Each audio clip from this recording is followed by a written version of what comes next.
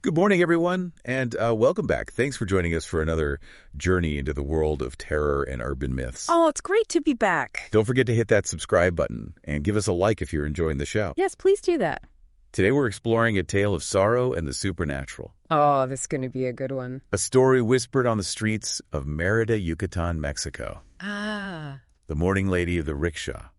Merida, a city steeped in history and tradition, is also known for its vibrant spiritual energy. Right. It's a place where the veil between the living and the dead feels thin, a perfect setting for a tale like this.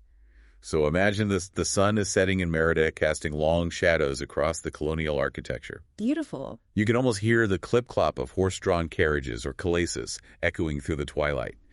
And then you see her. The mourning lady. Yeah. She's often described as a young woman eternally dressed in mourning attire, carrying a small box and wilted flowers. Her face is pale, her eyes filled with a profound sadness. It's said that she hails these calaces, asking to be taken to the Colonia Rosario, a neighborhood on the outskirts of the city.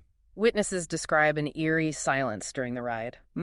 She sits motionless, her gaze fixed on some unseen point, lost in her own world of sorrow. And then there's the payment. She always pays with a 200 peso bill, far exceeding the usual fare.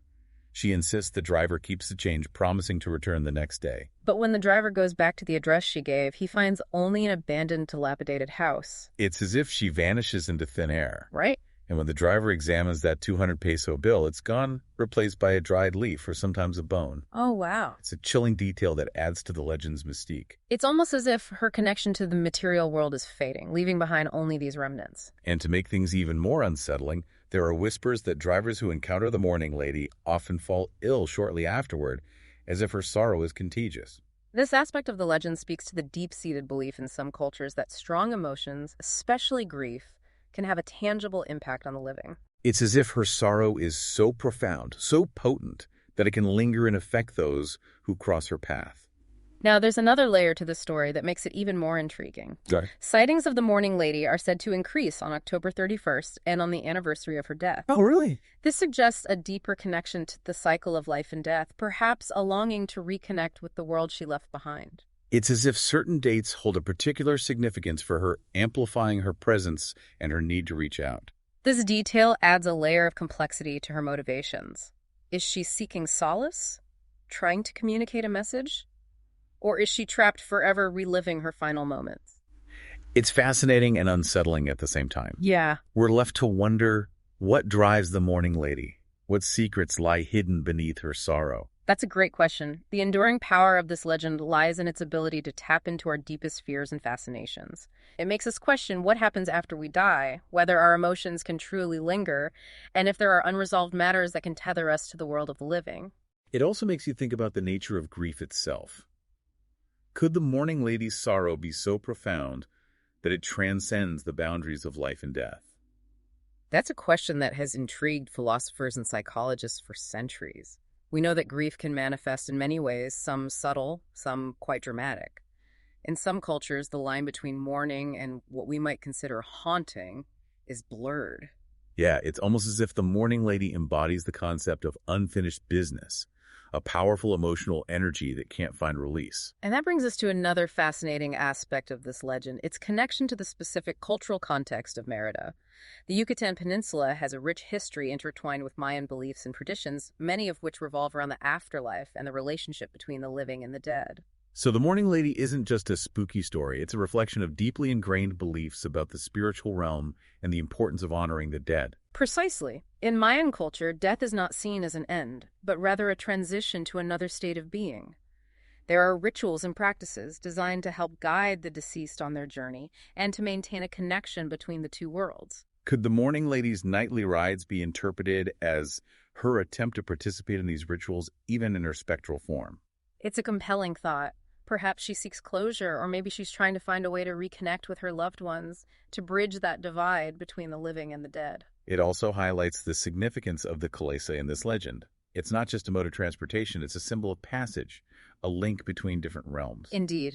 The Calesa, with its slow, rhythmic journey through the city streets, almost becomes a metaphor for the soul's journey into the afterlife. And the fact that she always asks to be taken to the Colonia Rosario, a place on the outskirts of the city, could symbolize a liminal space, a borderland between the familiar and the unknown. It's as if she's forever caught in that in-between space, unable to fully cross over, but also unable to return to the life she once knew. It's both tragic and poetic, a reminder of the complexities of grief and the enduring power of belief. This brings us to another intriguing point.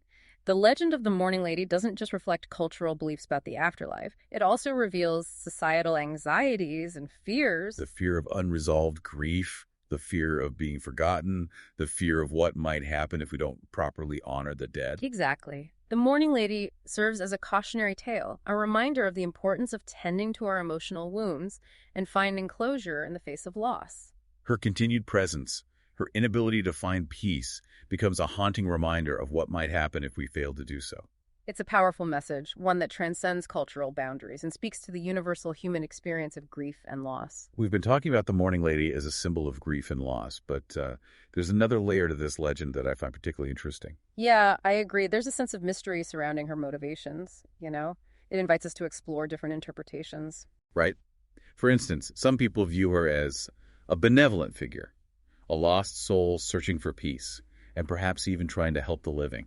Yeah, there's a belief in some spiritual traditions that those who have passed can act as guides or protectors, even if they're unable to fully cross over. So the Mourning Lady's nightly rides could be seen as her way of continuing to interact with the world, offering a subtle form of guidance or protection to those she encounters. Perhaps her presence, while unsettling, is meant to be a reminder of the fragility of life and the importance of cherishing our time with loved ones. That's a beautiful thought, though it's hard to reconcile with the eerie details of the legend, like the bill transforming into a leaf or a bone. True, those elements add a layer of ambiguity that makes it difficult to categorize her as purely benevolent or malevolent. Maybe it's this very ambiguity that makes the legend so enduring.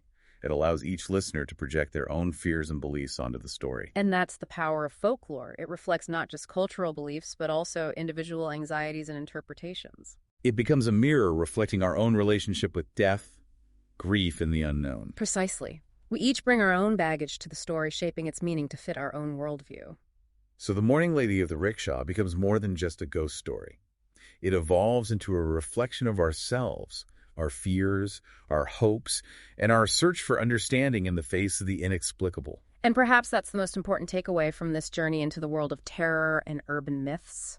These stories, however unsettling, offer us a glimpse into the human psyche, prompting us to confront our own mortality and the mysteries that lie beyond. It's been a fascinating exploration of the Mourning Lady's legend, a tale that's both chilling and thought-provoking. Indeed, it's a story that lingers long after the telling, inviting us to contemplate the enduring power of grief, the complexities of the afterlife, and the enduring human fascination with the unknown. Thank you for joining us on this journey into the world of terror and urban myths. Don't forget to subscribe, like, and share this episode with your friends. Until next time, may your days be filled with wonder and your nights with peaceful dreams, or maybe just a touch of delightful unease.